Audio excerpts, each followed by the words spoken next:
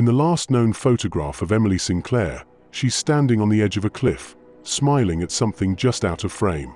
It was taken 31 minutes before she vanished without a trace. What followed was one of the most unsettling disappearances in Appalachian history, one that would spark national headlines, endless theories, and a revelation so strange, even seasoned investigators struggled to explain it. Welcome to Dark Veil Files, where we uncover the hidden truths behind the world's most perplexing crimes. Don't forget to hit the subscribe button for more gripping true crime stories. Emily Sinclair was 17, a senior at Hartwood High in the small town of Wayward Ridge, nestled deep in the West Virginia Appalachians. She was described as warm, headstrong, and brilliant, ranked top 5% of her class, fluent in French, and obsessed with collecting antique books. Emily lived with her father, Jack Sinclair, a retired forest ranger, and her younger brother, Caleb, who was just 9 when she disappeared. Her mother, Alice, had died of a brain aneurysm when Emily was 13. After that, Emily grew more introverted, quiet, yet purposeful. She kept detailed journals, audio diaries, and frequently hiked alone, often vanishing into the woods for hours at a time. Her father trusted her. He would later say, "She always came home. Always." Until the day she didn't. On Sunday, October 14, 2018, Emily left her home at 6:41 a.m. She was heading to Briarstone Ridge, a dense and rugged stretch of land she'd hiked countless times before. Security footage at a gas station 2 miles from the trailhead shows Emily buying a water bottle, trail mix, and a small pack of AA batteries. She smiles at the cashier, pays in cash. No signs of distress. By 10:13 a.m., she sent a text to her best friend, Sierra. "Signal's weak out here. If I don't check in, I'm probably fine. Don't panic." That was the last confirmed message from her phone. When Emily hadn't returned by nightfall, Jack called the sheriff. A search began that evening, but fog and falling temperatures halted efforts by midnight. By dawn, over 80 volunteers were combing the ridge. They found no trail markers, no food wrappers, no signs of injury or wildlife disturbance. What they did find was her journal, placed gently on a moss-covered rock at the edge of a cliff known locally as Widow's Drop. Inside were 3 pages, torn cleanly down the middle. The last line written, "I saw something in the fog, and it saw me." Emily's disappearance spread fast. The case went viral on true crime forums. Internet sleuths fixated on strange details.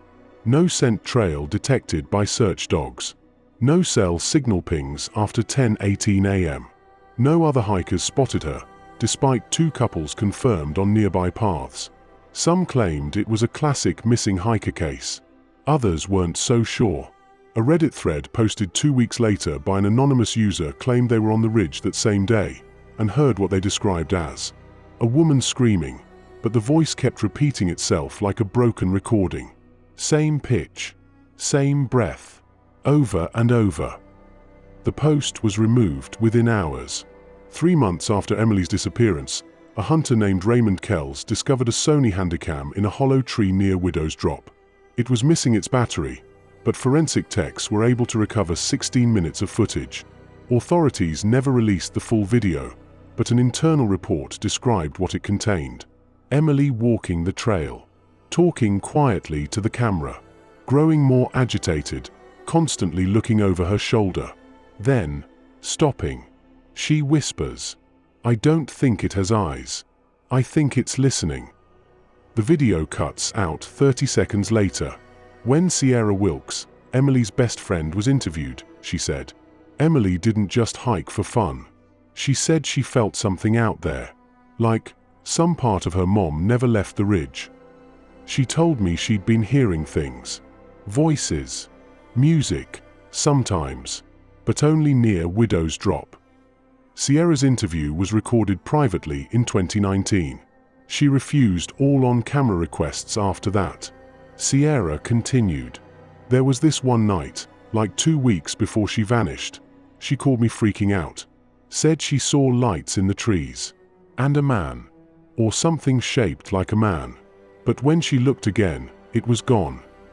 She sounded scared. Not like she usually was."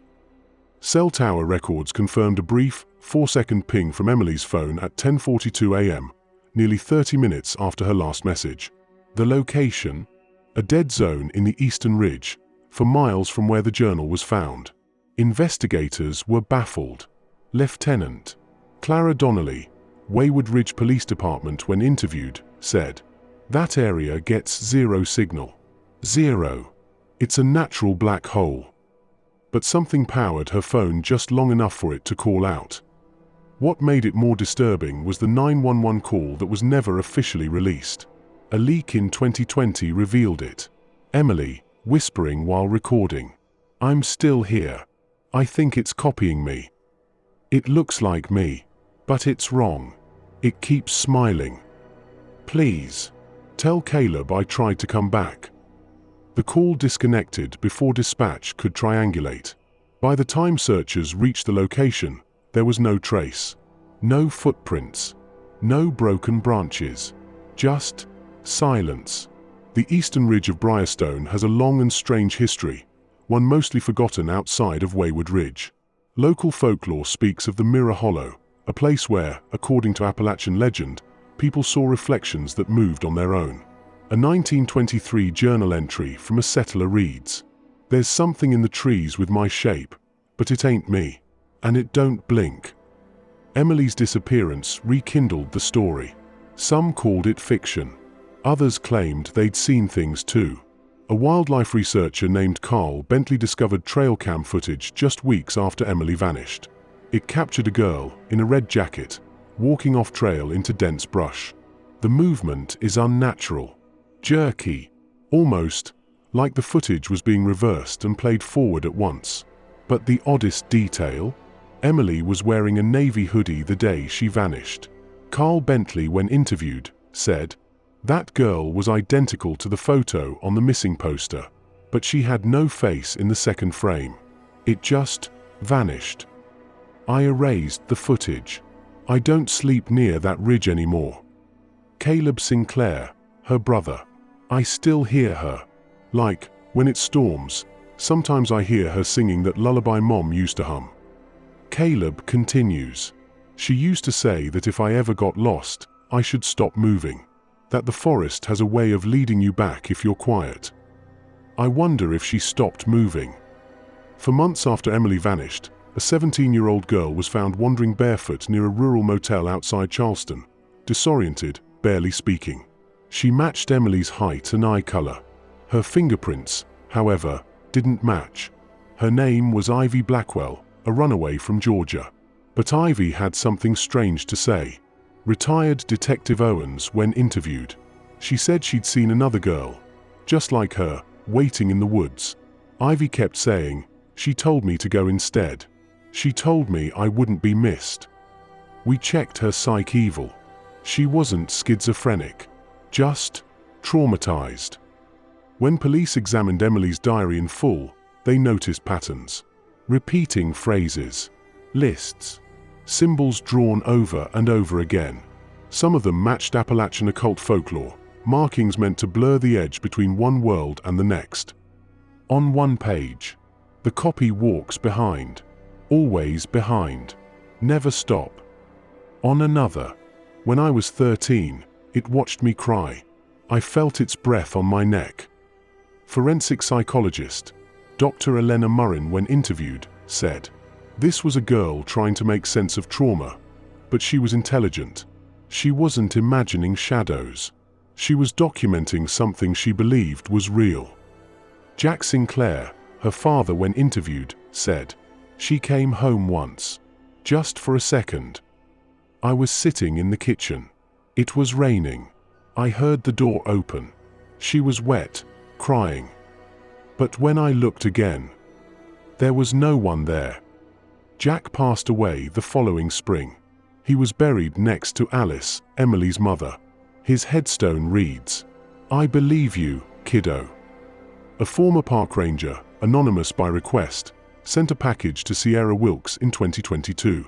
Inside were 3 unofficial reports detailing past disappearances on Briarstone Ridge. 1981, a hiker claimed to see himself walking ahead of him before falling off a cliff. 1994, A mother and son heard identical voices calling them from opposite directions. 2002. A missing teenager's jacket was found folded atop a tree branch 20 feet off the ground. All were archived quietly, never made public. The name Emily Sinclair was handwritten on the envelope. People still visit the site. Some claim they've seen a girl standing on the edge at sunrise, barefoot, her face turned toward the valley. Others leave offerings, letters, ribbons, books. A small wooden box was nailed to a nearby tree. Inside are notes that read, "You are not forgotten. We saw the tape. Tell Caleb she is the wind."